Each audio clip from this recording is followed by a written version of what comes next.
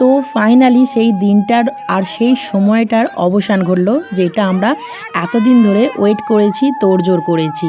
তার কারণ দেখতেই পাচ্ছ আমার বোনের 7 পাকে ঘোরানো হচ্ছে। আর আমার কি বলবো, আমি বলবো না হাসবো সেটাই আমি ভাবছি। সে যাই হোক, জামাইবাবুদের তো কালঘাম ছুটে গেছে এখানে, বুঝতেই পারছো আমার বোনকে আর জামাইবাবুদেরকে দেখে।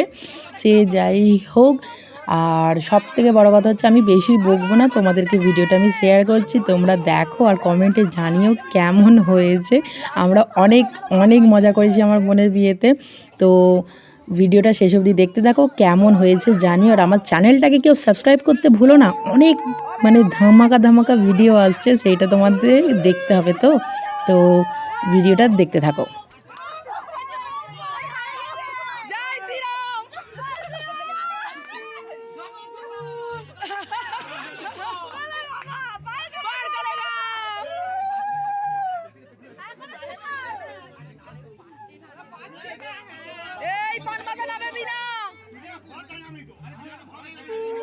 তোমার ছোট শালি সব জায়গা নিয়েছে, সব ছোট শালি জায়গা নিয়েছে।